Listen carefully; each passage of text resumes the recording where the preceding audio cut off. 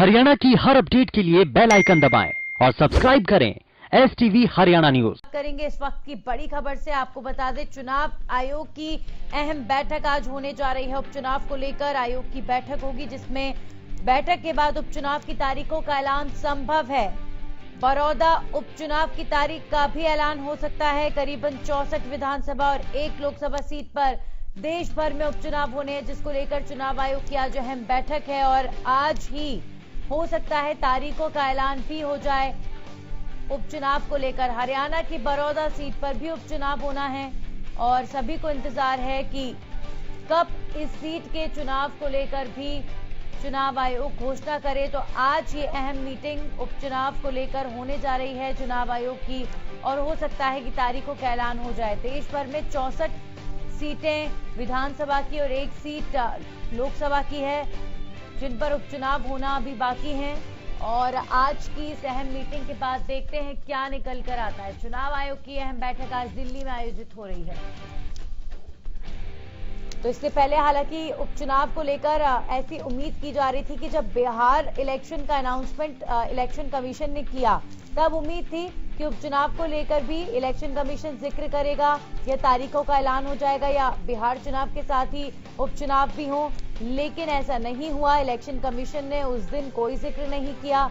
अब उपचुनाव को लेकर स्पेशली एक मीटिंग आज आयोजित की जा रही है और देश भर में करीबन 64 से ज्यादा विधानसभा सीटें हैं, जिन पर अभी उपचुनाव होना बाकी हैं।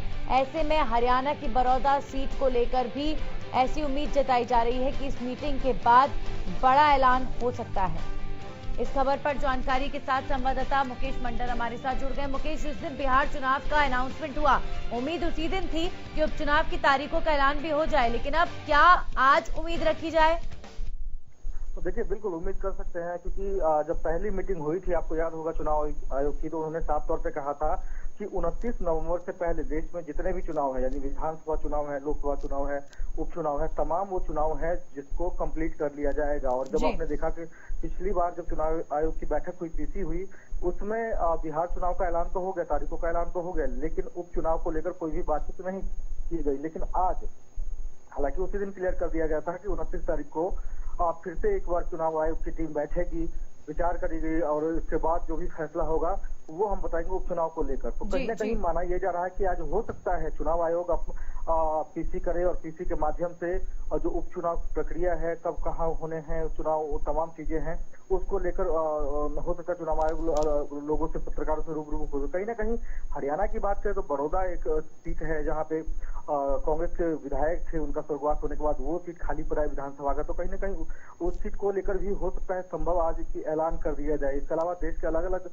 जगहों की बात करें, राज्यों की बात करें, तो कम से कम 64 ऐसे सीट है जिस पर चुनाव होने हैं, उपचुनाव होने हैं। लेकिन माना यह जा रहा है कि हो सकता है आज की बैठक के बाद चुनाव आयोग उपचुनाव को लेकर कोई ऐलान कर दे, चुनाव आयोग उपचुनाव की तारीखों का ऐलान करे। तमाम चीजें हैं जिसको लेकर अभी कयास लगाया जा सकता है। हालांकि कयास तो देखा आपने बिहार चुनाव में भी जब ऐलान हुआ था चुनाव आयोग की तरफ से, उस टाइम भी लगाया गया था, लेकिन ऐसी कोई खबर उपचुनाव को लेकर निकल कर नहीं आई।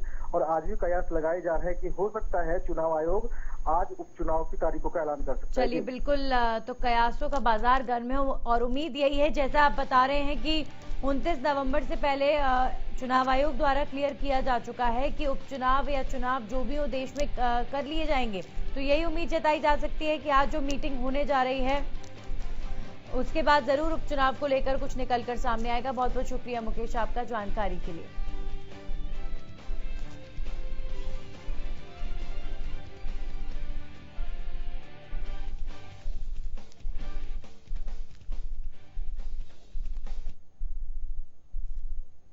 वहीं नगर निगम